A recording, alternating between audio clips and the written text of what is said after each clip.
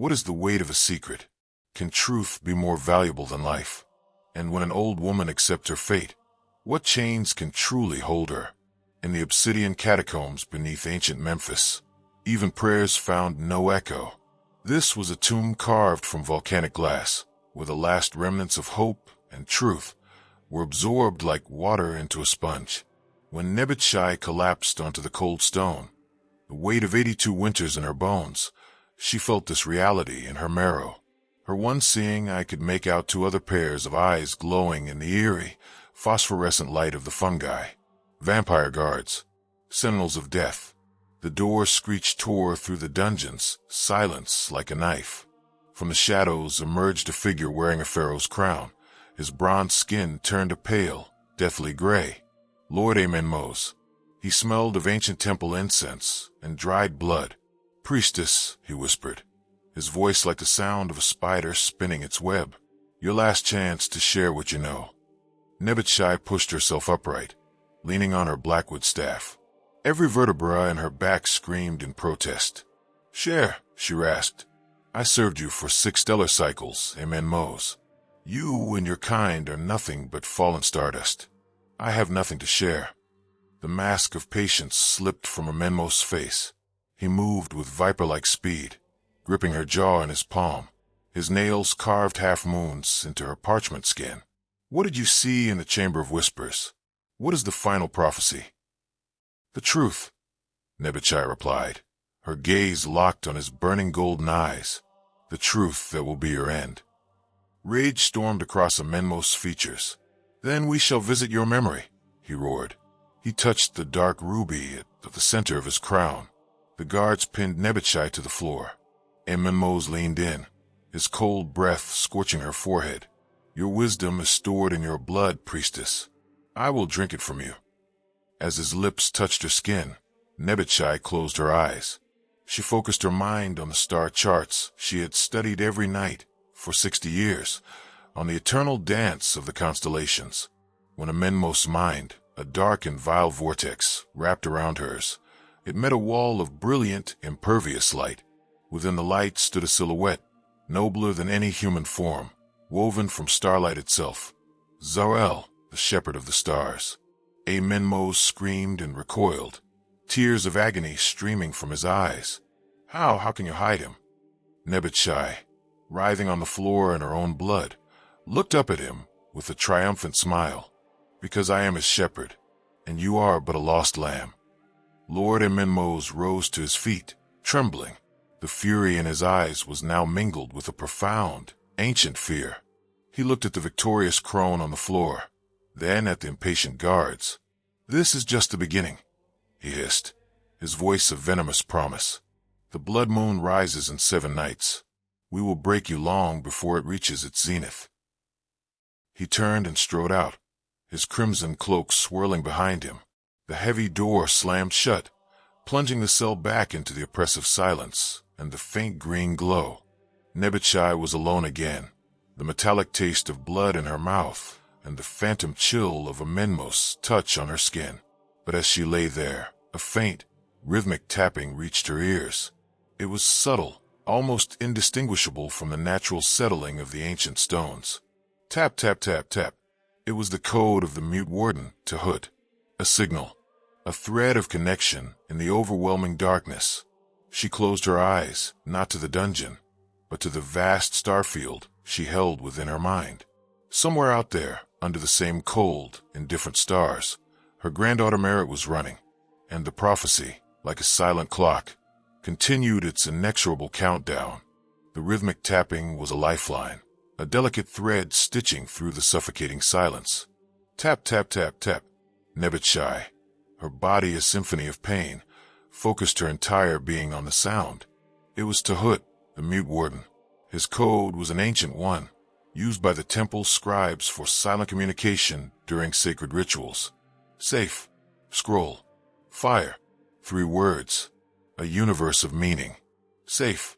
Merit, her granddaughter, the living vessel of their hope, was unharmed. Scroll, the sacred prophecy, the truth that could unmake gods, was secure.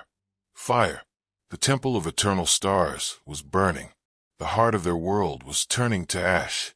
A sob, half grief, half relief, caught in Nebuchadnezzar's throat. The physical agony from Amenmos' assault was a distant echo compared to the searing pain of this knowledge. Her home, her life's work, was being consumed by the very darkness she sought to expose. Yet within that destruction, a seed of hope persisted. The fire would erase their traces. It would make Mara harder to track. She needed to answer. Pushing herself up with a grunt, her gnarled fingers found a loose piece of obsidian shard on the floor. With trembling effort, she began to scrape a reply against the stone wall. The sound was faint, a mere whisper of friction. Understood. Dawn. 7. Understood. Tahut would know his message was received. Dawn. A symbol of hope. A reminder that the long night would end. 7. The most critical part.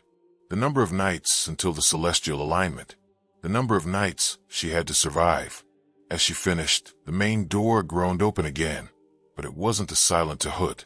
A new presence filled the doorway, and the air grew cold. This was Lady Sekhmet Ra. Nebuchadnezzar didn't need to see the shaved head or the hieroglyphic tattoos to feel her. Her aura was a blizzard of calculated cruelty. Lord Amenmos finds himself indisposed. Sekhmet Ra's voice was a low, melodic purr that slithered into the ears. It seems your mind is a fortress, old woman, a commendable if futile defense. She circled Nebuchadnezzar like a vulture, her obsidian-sharp fingernails clicking softly against each other. But every fortress has a weakness. Sometimes it's not the walls, but the spirit of those inside. She stopped, leaning down until her face was inches from Nebuchadnezzar's. Tell me of the girl, the one with the starlit eyes. Your blood. Nebuchadnezzar's heart turned to ice, but her face remained a placid mask. I am an old woman, my lady. My blood is thin and my memory thinner. Sekhmet Ra smiled, terrifying sight. Let us help you remember. She didn't touch her. Instead, she began to speak, her voice shifting, weaving a tapestry of sound that curled around Nebuchadnezzar's mind. It was no longer a single voice, but a chorus of whispers, the terrified pleas of long-dead acolytes, the crackle of the burning temple, and underneath it all, a sound that tore at Nebuchadnezzar's soul, Meritaten's voice, crying out for her grandmother.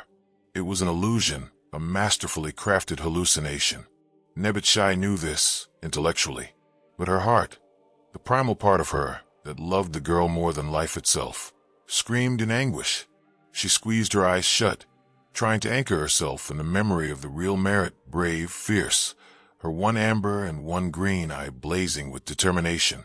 The stars do not lie, Nebuchadnezzar whispered to herself, a mantra against the psychic assault. The shepherd awaits the dawn. Sekhmet Ra's illusion shifted. Now the voice was that of Nebuchadnezzar's long-dead husband, Jedihor.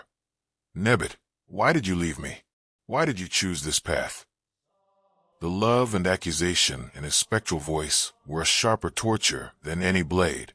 A tear, hot and unbidden, escaped Nebuchadnezzar's closed eye and traced a path through the grime on her cheek. It was a victory for Sekhmet Ra, a tiny crack in the fortress wall.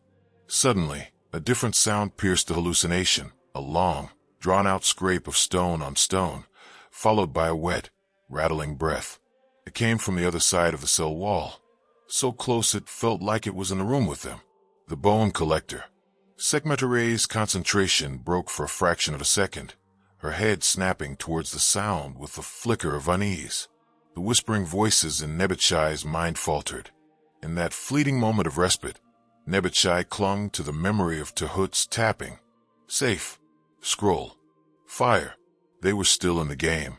The board was set, the pieces were moving. She opened her eyes and looked directly at Sekhmet Ra, a faint, weary smile on her lips.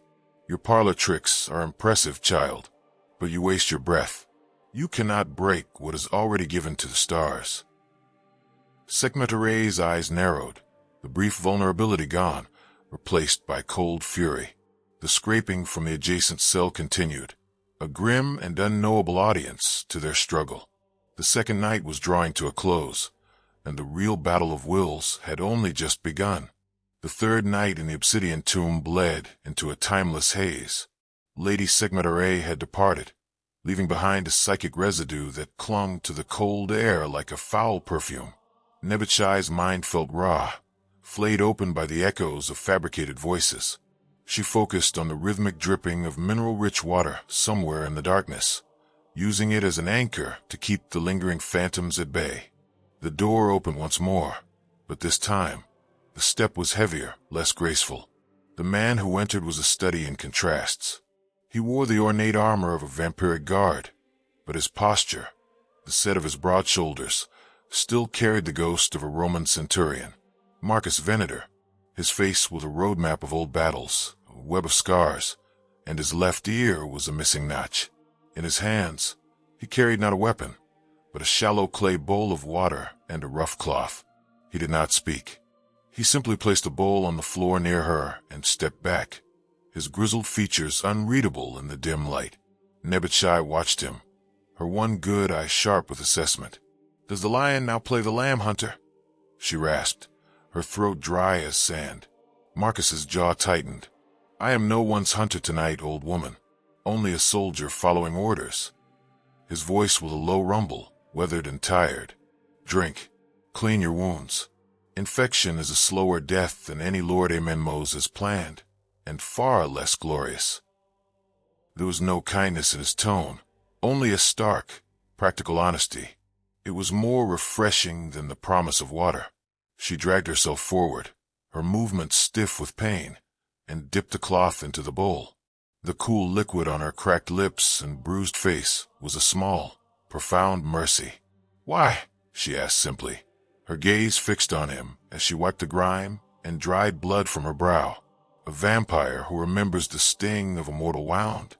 A immortal who carries the stench of mortality with him still. A shadow crossed Marcus's face. For a long moment, the only sound was the drip-drip of water and the faint, ever-present scraping from the adjacent cell. "I remember the sun," he said finally, the words seeming to be torn from a deep, locked-away place. "I remember the weight of a gladius in my hand, the taste of wine, the feel of a woman's warmth. These creatures," he gestured vaguely towards the door, "they were born of shadow. They know no other life. I had one stolen from me." He looked at her, his gaze direct. "I remember what it was to feel pain for a comrade, to feel honor, to feel regret." Nebuchadnezzar listened, her ancient mind working, piecing together the fragments of this unexpected ally. He was a crack in the enemy's armor, a fissure of lingering humanity. "And what do you feel now, Marcus Venator?" she pressed gently, folding the soiled cloth. "When you see an old woman broken on the floor for a truth, she will not surrender?" He did not answer immediately. He picked up the bowl, his movements efficient, soldierly. "I feel that some chains are not made of obsidian," he said, his voice barely above a whisper, "and some prisons are not made of stone." As he turned to leave, Nebuchadnezzar spoke again. "The stars do not judge a man for the chains he wears, Roman, only for the courage he shows when given the key." He paused at the threshold, his broad back to her. He gave a barely perceptible nod, then was gone, the door sealing shut behind him, leaving her once more in the green-tinged darkness. But the air in the cell had changed. It was no longer thick solely with despair, but now also with the fragile, dangerous scent of a conscience reawakening. And from the wall, the bone collector's scraping seemed to slow, as if in quiet, predatory consideration. Far above the suffocating obsidian depths, under a canopy of cold, brilliant stars, Merit Aiden ran. The acrid smell of the burning temple of eternal stars still clung to her robes, a funeral shroud carried on the night wind. Her lungs burned, not from exertion alone, but from swallowed sobs. The memory of crimson-cloaked guards dragging her grandmother away was a fresh, bleeding wound in her soul. The desert outside Memphis was vast and unforgiving. Sand fine as dust and pale as bone in the moonlight shifted treacherously under her feet. The sacred scroll, tucked safely inside her tunic, felt like a brand against her skin, its weight both a burden and her only purpose. Reach the pillar of heaven before the seventh night. Her grandmother's last, Hurried words echoed in her mind. The shepherd awakens with the alignment. A sudden sound, the crunch of gravel under a heavy boot, spun her around. 3 figures emerged from the shadows of a rocky outcrop. They were not the elegant vampire lords of the council. These were hunters, mercenaries with the dead eyes of jackals and the telltale pallor of lesser vampiric thralls. Their leader grinned, revealing sharpened canines. "The little priestess," he sneered. "The undying lord offers a great reward for your return. Preferably breathing, but not necessarily intact." Merritt's heart hammered against her ribs. She was no warrior. Her training had been in star lore and sacred rites, not combat. She backed away, her staff held out before her like a feeble shield. Fear, cold and sharp, coiled in her stomach. "Stay back," she warned, her voice trembling. The lead hunter lunged. Merritt stumbled backward, falling onto the sand. As he loomed over her, his shadow blotting out the stars, a primal terror seized her. She threw her hands up in a futile gesture of defense, a desperate prayer to the silent cosmos on her lips. And the cosmos answered. A searing pain, sharp and brilliant, erupted behind her eyes. It was not the pain of injury, but of a dam breaking. A torrent of light, silvery and cold, burst from her upraised palms. It wasn't a mere glow. It was a physical force, a concentrated beam of starlight given form. It struck the lead hunter square in the chest. There was no blood, no wound. Instead, his body arched backward, and a silent scream contorted his features. Where the light touched him, his flesh began to unravel, dissolving into a fine, glittering mist that was carried away on the wind. In seconds, he was gone. The 2 remaining hunters froze, their predatory confidence shattered into pure terror. They stared at the young woman now rising from the sand, her one amber and one green eye blazing with an otherworldly fury, tendrils of star stuff still curling around her fingertips. With a shared look of horror, they turned and fled into the darkness. Merritt stood panting, her entire body shaking. She looked at her hands, which now hummed with a strange, celestial energy. The memory of her grandmother's words took on a new, terrifying meaning. "The blood of the shepherd runs in our line, child." A dormant gift. It was no longer dormant. She looked up at the sky, at the vast, indifferent tapestry of stars. Mars and Saturn burned brightly, drawing closer in their celestial dance. She had 5 nights left. Clutching the scroll tighter, she turned her back on the fading glow of Memphis and ran once more, not just a fugitive now, but a weapon, forged in the desert's embrace and ignited by the light of the stars themselves. The 5th night in the obsidian catacombs was the coldest yet. A damp chill had seeped from the stones into Nebuchadnezzar's very bones, a cold that no amount of ragged breathing could warm. The brief, pragmatic mercy shown by Marcus Venator had been a flicker of warmth, but it had faded, leaving the darkness feeling more absolute. She was drifting in a half-sleep, her mind a fractured landscape of star charts and painful memories, when the main door groaned open once more. It was not Marcus, nor the terrifying Lady Sekhmet R.A. It was Kenty, the lead dungeon guard. His massive frame, a silhouette of muscle and leather armor, blocked the faint green light from the corridor. He carried a wooden tray with a crust of bread and a small water skin, his movements stiff, his face a stony mask. He placed the tray on the floor with a dull thud, his eyes avoiding hers. "Eat," he grunted, the single word laden with a duty he clearly found distasteful. Nebuchadnezzar did not move towards the food. Her one-seeing eye, sharp and perceptive even in her weakened state, studied him. She saw the tension in his shoulders, the way his knuckles were white where they gripped the edge of the tray. This was not just the brutality of a guard. This was the agitation of a man wrestling with a private demon. "The fires above," Nebuchadnezzar began, her voice a dry rustle. "They burn low by now, I imagine. A great tragedy. So much knowledge, so many young acolytes, their futures turned to ash." She let the words hang in the frigid air. She was playing a dangerous game, casting a line into the dark waters of his conscience. Kenny's head snapped up, his eyes, for the first time, meeting hers. They were wide with a poorly concealed panic. The temple is none of your concern anymore, witch. Is it not? She pressed gently, leaning forward. The chains around her wrists clinked softly. I spent 60 years within its walls. I remember the faces, the young ones so full of fire. Like that girl, what was her name? The one with the bright laugh, training under Priestess Nofrit. Your daughter, I believe. It was a gamble, a piece of information gleaned from decades of observation and the whispered networks of the temple servants.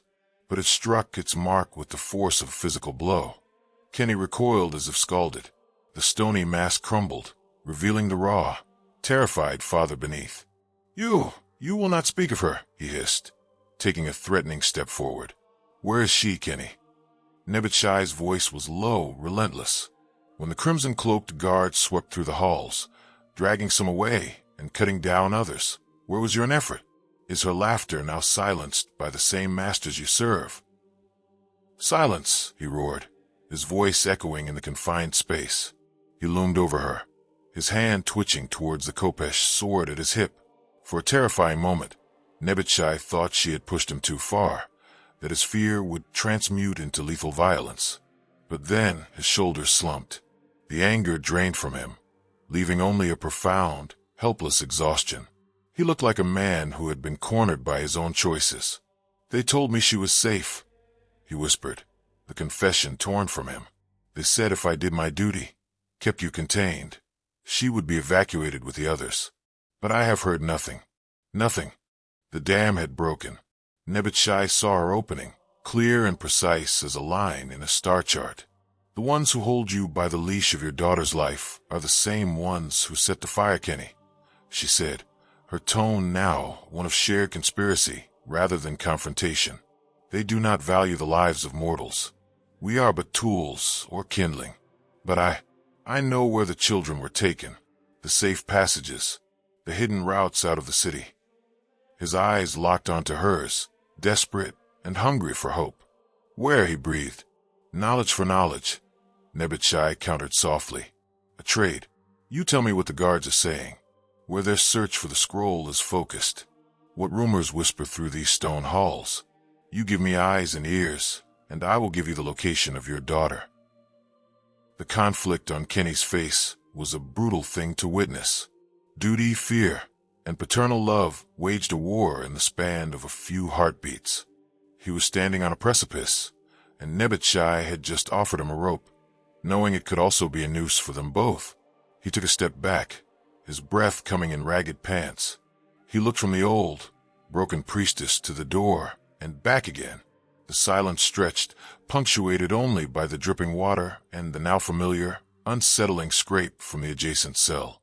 Finally, without another word, he turned and strode out of the cell, leaving the tray on the floor. But he did not slam the door. He closed it with a soft, almost deliberate click. Nebuchadnezzar let out a breath she didn't realize she'd been holding. She had planted the seed. Now, she had to wait and see if it would grow in this barren stone, or if it would be crushed under the boot of the undying Lord. The game had just become infinitely more complex, and the stakes for a lonely guard and his daughter had become a matter of life and death. The click of the door was a punctuation mark in the silent argument Kenny had with himself. Nebuchadnezzar listened to his retreating footsteps, heavy with conflict, until they faded into the maze of corridors. The offered bread and water remained untouched. Sustenance was secondary to the fragile alliance she had just midwifed into existence. It was a thread of hope, thinner than a spider's silk, but in the absolute darkness it shimmered. Hours bled into one another, marked only by the gradual dimming of the phosphorescent fungi, signaling the artificial day in the sunless world below. Then the familiar, soft scrape of the viewing slit opening broke the stillness. It was not Kenny's fearful face that appeared, but the impassive, scarred visage of Tahut, the mute warden. His eyes, deep-set and intelligent, met hers. Slowly, deliberately, he raised his bronze rod and began to tap a complex rhythm against the stone doorframe. Tap, tap, tap, tap, tap, tap. This was not the simple code of before. This was more detailed. Nebuchadnezzar's mind, though weary, deciphered it with the ease of a scholar reading a sacred text. Search Narrow's western dunes. They believe the scroll moves towards the oasis. Nebuchadnezzar's blood ran cold. The western dunes were a ruse, a false trail Nofrit had concocted for exactly this purpose. But it meant the hunters were being directed, their net cast wide. Merit was out there, her newfound power a beacon she could not yet control, moving towards a known point. The information was a double-edged sword. Tahut was still tapping, his message continuing. The Old One, the strategist, sends word. The key is in the Roman's regret and the collector's hunger. Nofrit, the Old One. Even from wherever she was hiding, her mind was weaving strategies, seeing the board from a vantage point none of them possessed. She was identifying the volatile pieces: Marcus, a weapon of conscience, and the Bone Collector, a weapon of chaos. As if summoned by the mere mention of its nature, a new sound emanated from the adjacent wall. It was not the usual scraping. It was a low, wet, chewing sound, followed by a deep, rattling inhalation, as if something were savoring a scent. The smell of copper and decay, always faint, grew stronger, cloying. It was the smell of a predator that had caught a whiff of fresh blood. The Bone Collector was active, and it was close. Tahut's eyes widened slightly, the only sign of alarm on his otherwise stoic face. He gave one final, sharp tap, beware, and slid the viewing slit shut, plunging her back into isolation. But she was not alone. The presence in the wall was a palpable weight now, consciousness pressing against the stone. Nebuchadnezzar remembered the texts, the forbidden scrolls that spoke of entities that predated the Anunnaki's first footsteps on earth. Beings of hunger and shadow, bound to places of great suffering. The obsidian catacombs were a larder to it, and the despair of its inhabitants was its sustenance. Her mind raced, connecting Nofrit's message to the growing menace. The collector's hunger. Could it be directed? Could this primordial chaos be turned against her captors? The door opened again. This time, it was Lady Sekhmet Ra. She looked displeased, her shaved head gleaming in the fungal light, her obsidian nails tapping impatiently against her leather-clad thigh. "The Roman reports you were conversant," she stated, her voice devoid of its previous mocking melody. It was flat, dangerous. "He seems to believe you possess a calming wisdom. I find that difficult to reconcile with a traitor." Nebuchadnezzar said nothing. She simply looked past Sekhmet Ra, towards the wall where the chewing sounds were slowly subsiding. Sekhmet Ra's gaze followed hers. A flicker of unease crossed her features. "That thing is of no concern to you." "Everything in this tomb is of concern to me, child," Nebuchadnezzar replied, her voice low. "Even the shadows listen. Even the stones remember. You would do well to remember that yourself. Your masters may have forgotten what they walled up down here with them." It was not a threat, but a statement of fact, and it landed with more weight for it. Sekhmet Ra's lips tightened into a thin line. The dynamic had shifted. The interrogation was no longer just about extracting a secret. It was now a battle fought on a landscape that included a guard's paternal fear, a Roman's awakening conscience, and the restless hunger of a forgotten god. And in the center of it all, an old woman began to see not just a prison, but a web. And she was not the fly, but the weaver. The tension in the cell after Sekhmet Ra's departure was a physical entity, thicker than the obsidian walls. Nebuchadnezzar's warning about these shadows that listen had struck a chord, burrowing under the vampire interrogator's cultivated cruelty. But the true audience for those words had been the entity in the wall. The low, wet chewing had ceased, replaced by a profound, attentive silence that was somehow more terrifying. Marcus Venator returned with the next watch. He moved with a soldier's automatic precision, but his eyes, when they briefly met Nebuchadnezzar's, held a new, unspoken question. The facade of simple guard was cracking. "You spoke to Kenny," Marcus stated flatly as he placed a fresh water skin beside her. It was not an accusation, but a confirmation. "The concerns of a father are a universal language," Nebuchadnezzar replied, her voice weary but clear. "Even you understand that, do you not, Roman? The bond of lineage. the desire to protect something mortal. Marcus stiffened. He looked towards the door, ensuring they were alone, then knelt, pretending to adjust a loose strap on his greave. His voice dropped to a whisper, a gravelly sound barely audible over the dripping water. "They are pulling guards from the perimeter, sending them to the western dunes. A scout reported a sighting, a girl matching your granddaughter's description, leaving a trail of light." He said the last word with a mixture of awe and disbelief. Mose is furious. He believes the prophecy is actively unfolding. Nebuchadnezzar's heart leaped, painful, hopeful jolt. Merit was alive, and her power was manifesting, a beacon in the dark. The false trail was working, but it was also drawing danger directly towards her. "This is a good thing," Marcus pressed, misreading her silence. "It draws them away from. It makes her a target for every hungry thing in the desert." Nebuchadnezzar interrupted, her voice sharp, "including the ones who serve your master." Before Marcus could respond, a new sound froze the words in his throat. It started as a faint trickle of dust from a crack in the shared wall. Then a deep, resonant crack echoed through the small chamber, as if a great stone slab had fractured under immense pressure. From the crack, a long, thin, bone-white finger, jointed in too many places, slowly emerged. It was followed by another. They gripped the edges of the fracture, and with a sound of grinding rock, began to pull.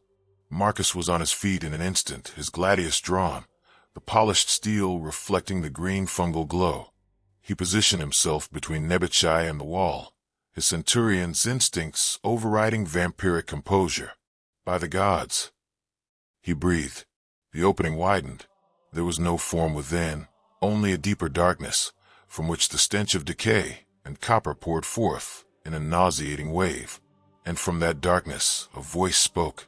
It was not a sound heard with the ears, but a vibration felt in the teeth and the bones, a psychic intrusion that bypassed all physical barriers.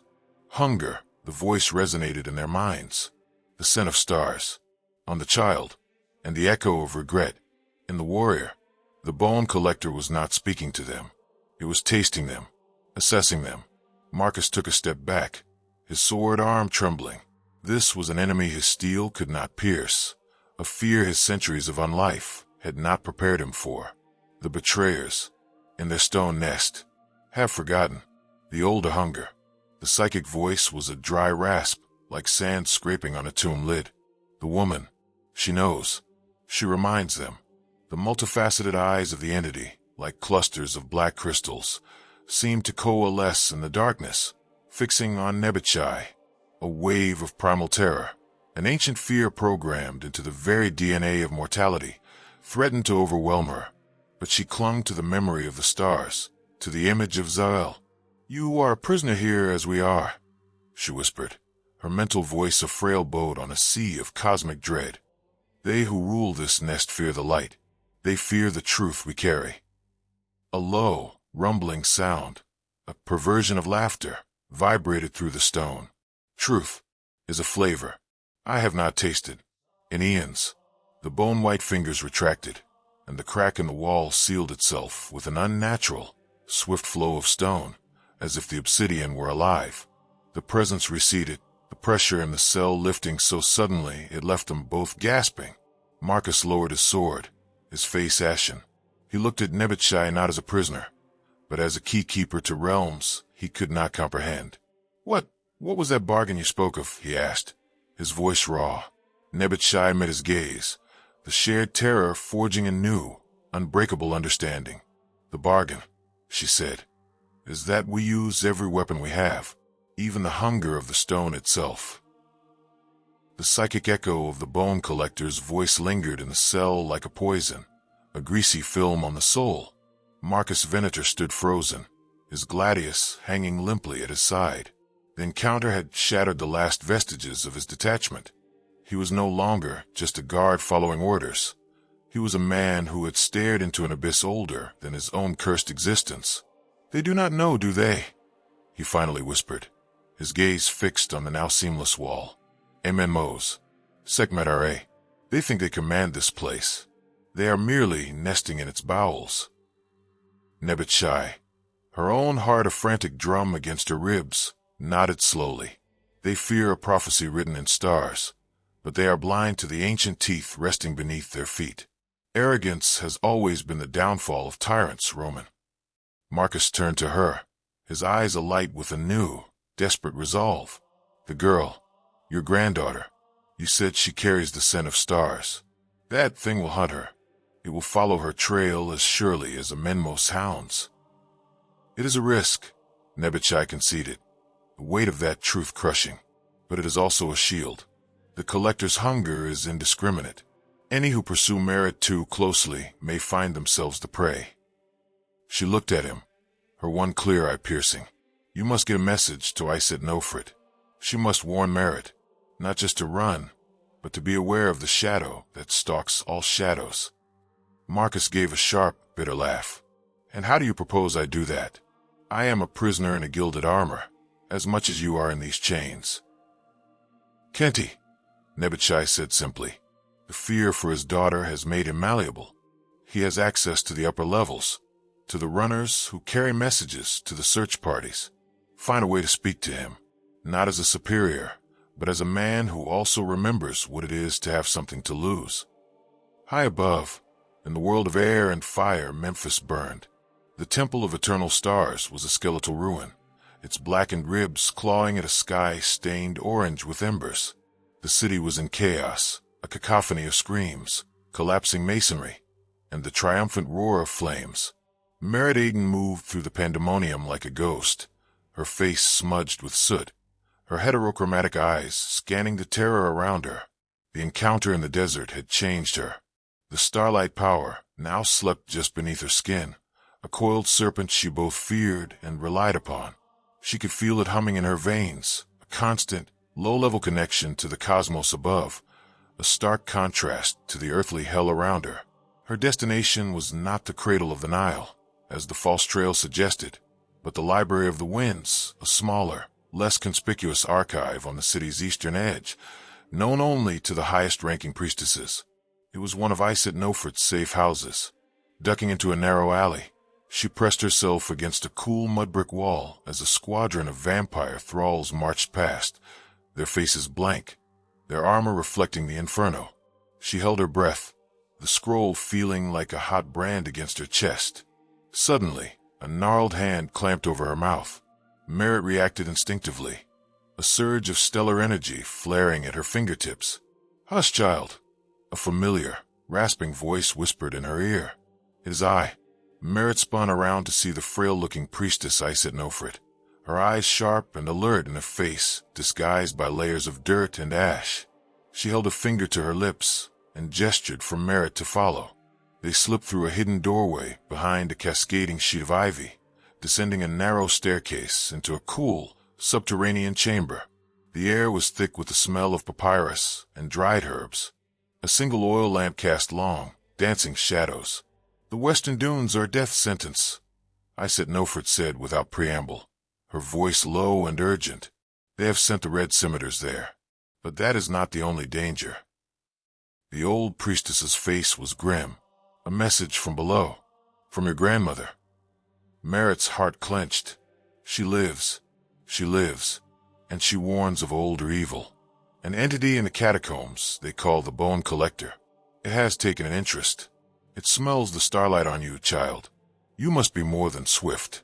You must be silent as the void. Your power is a beacon to more than just the vampires. The words sent a fresh chill down Merit's spine. She had felt powerful in the desert, a force of celestial justice. Now, she felt like a mouse being watched by a hawk and a snake simultaneously. "What must I do?" Merit asked, her voice small. Iset Nofrit placed a weathered hand on her shoulder. "You must reach the Pillar of Heaven, but the path is no longer just across sand. You must go through the Canyon of Whispers, where the winds will hide your scent and the stone will mask your light. It is longer, more dangerous, but is the only way to evade the eyes in the earth and the sky."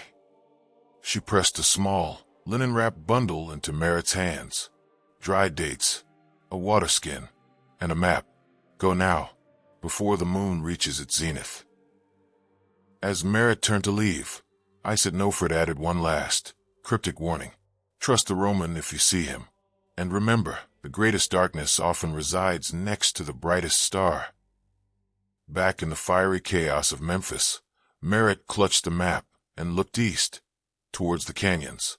The pillar of heaven felt further away than ever, but as a shower of embers fell around her like dying stars, she knew she had no other choice.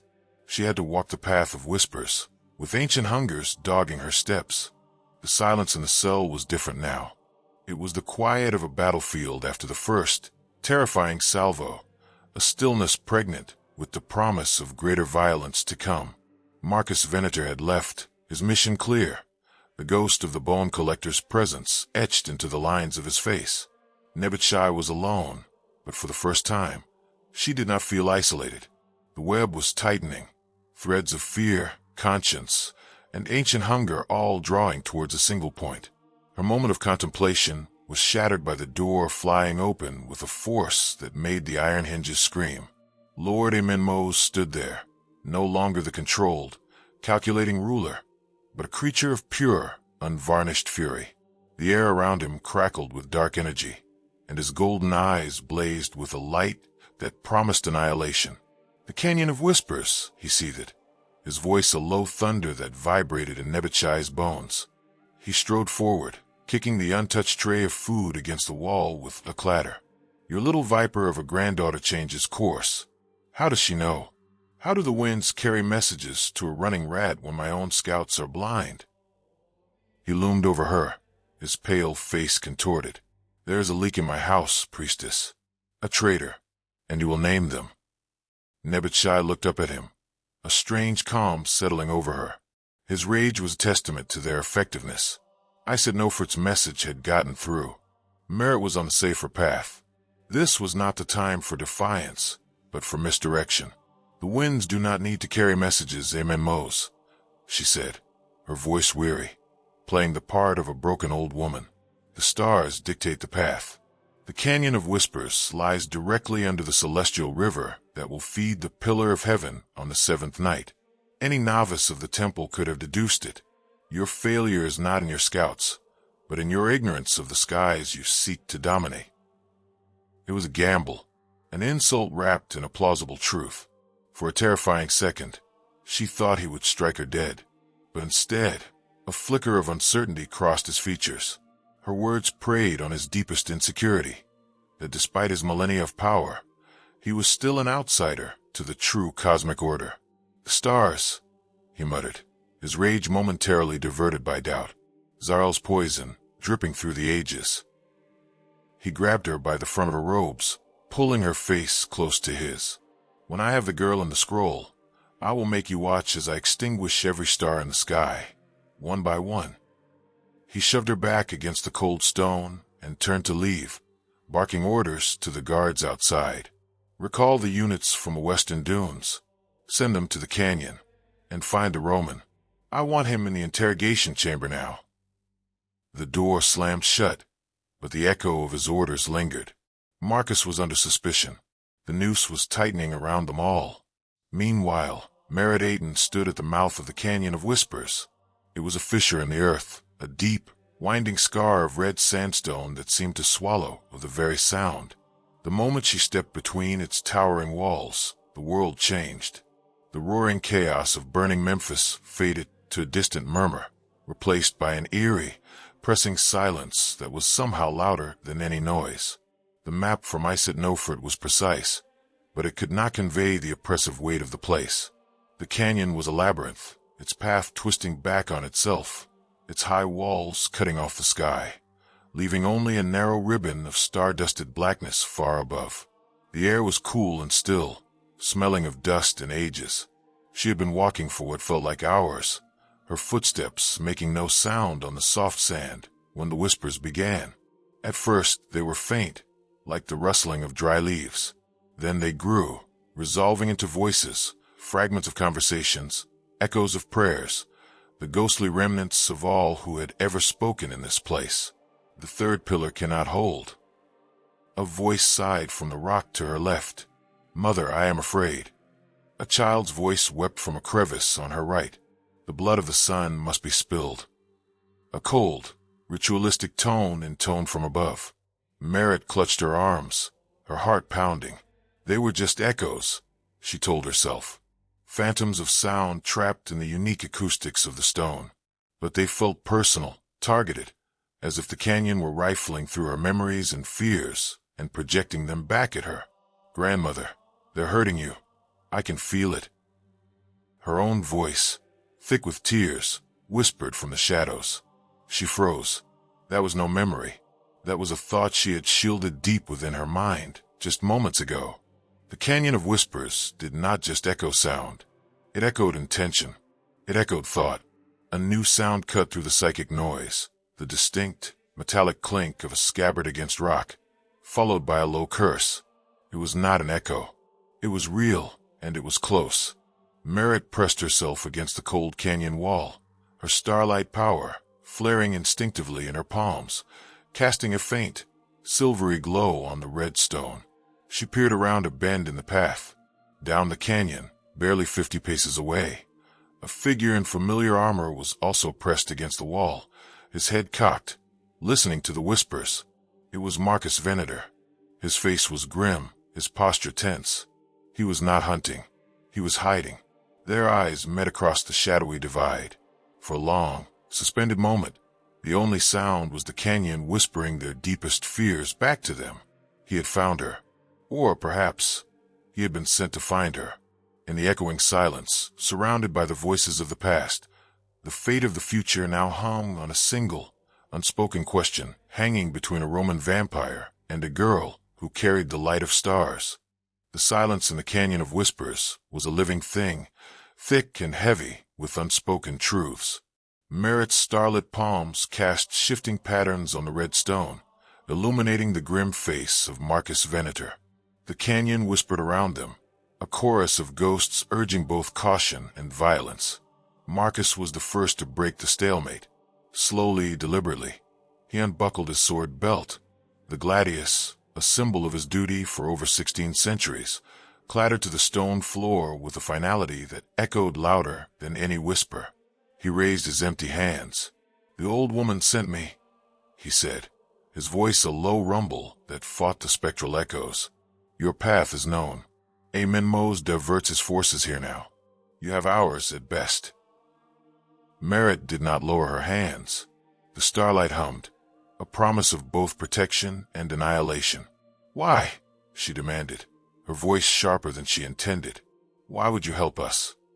A complex series of emotions warred on Marcus's scarred face. "I have been a weapon for a master I did not choose for long enough," he said, the words tasting foreign, yet right.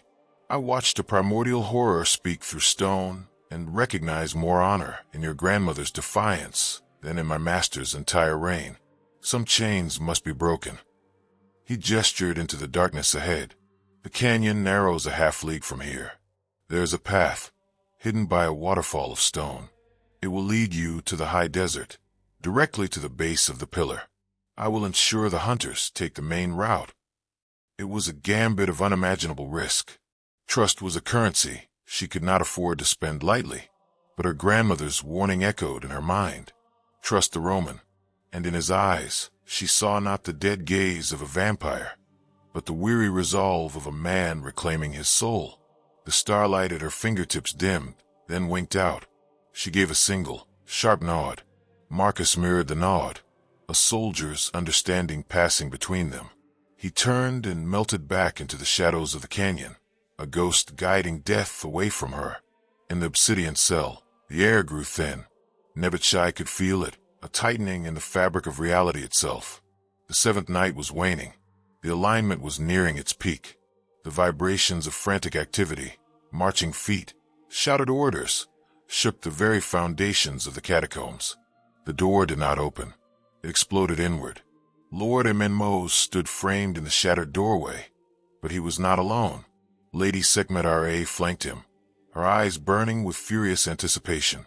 And behind them, held between two brutish guards, was Priestess Nofrit. Her face was bruised, her robes torn, but her spine was straight, her gaze meeting Nebuchadnezzar's with unspoken apology and fierce pride. The viper in our bosom, Unmakes hissed, shoving Iset Nofret forward. She stumbled but did not fall. But her poison comes too late. My forces have the girl cornered in the canyon. The scroll will be mine. Nebuchadnezzar looked from Iset Nofret's defiant face to Unmakes' triumphant sneer. And she smiled. It was a small, serene smile, devoid of fear, full of cosmic certainty. "You are a fool, Unmakes," she said, her voice clear and strong, carrying a power that had nothing to do with physical strength. "You hear only the footsteps you expect. You see only the traps you have set yourself." She closed her eye, not in defeat, but in concentration. She could feel it now, a thrumming in her blood, a resonance with a power stirring millions of leagues away. Mars and Saturn were aligned. The celestial gate was open. "The pillar of heaven is not a place you can besiege," she whispered, her words dropping like stones into a still pool. "It is a key, and the key is turning." A low groan began to emanate from the very stones of the dungeon. It was not the bone collector this time. It was deeper, vaster. The green glow of the fungi flickered and died, plunging them into absolute blackness for one heart-stopping second. Then a new light erupted. It did not come from torches or fungi. It bled through the solid obsidian walls themselves, a pure, brilliant, silver-white radiance, the light of a waking star. Unmakes screamed a raw, terrified sound, shielding his eyes. Segmeter stumbled back, her philosophical cruelty evaporating in the face of this divine wrath. The walls of the cell began to transmute. The black obsidian became translucent, then clear as crystal, revealing not the rough-hewn rock of the catacombs, but an infinite, star-dusted vista. They were no longer in a dungeon. They were adrift in the cosmos, and before them, rising from a slumber of eons, was a being of living constellations, his form woven from nebulae and the light of dead suns. The Us Anunnaki Zael. His eyes, when they opened, were supernovae. His gaze fell upon Unmakes and Segmeter. "You are the echo of a betrayal I thought long forgotten." His voice was the silent, crushing pressure of interstellar space, heard only in their minds. "You have caged my shepherd. You have hunted my herald. Your corruption ends now." There was no struggle, no grand battle. There was only an unmaking. A wave of pure, cosmic will passed over the two vampire lords. Unmakes and Segmeter did not scream. They simply unraveled. Their forms dissolved into motes of glittering dust, which then winked out of existence, returned to the void from which their corrupted lineage had sprung. The light faded. The walls returned to solid, cold obsidian. The cell was silent, save for the ragged breathing of Nebuchadnezzar and Iset Nofret. Outside the shattered door in the corridor stood Marcus Venator and Kenny. They stared, dumbstruck, at the empty space where their masters had stood. Nebuchadnezzar, leaning heavily on her staff, looked at them. "The dawn is here," she said, her voice filled with an immense, weary peace. She then turned her face upwards, as if she could see through a mile of stone to the sky above. "And my granddaughter stands at the pillar." Far away, under the fading stars, Merit placed her hands upon the ancient, weathered stone of the pillar of heaven. The scroll in her satchel glowed, its symbols spilling out like liquid light, swirling around her and the pillar in a vortex of cosmic energy. She was not afraid. She was home. The long night was over. The crone's last prophecy was fulfilled. Thank you for watching. First of all, the stories we tell are either entirely fictional or inspired by real events. If you have any stories you'd like to share with us, let's chat in the comment section. If you liked our story, we'd appreciate it if you gave our video a like. Don't forget to subscribe to the channel and turn on notifications to stay updated on our next videos. You can check out the playlist created for other stories on our channel in the card section at the top right. See you in the next video.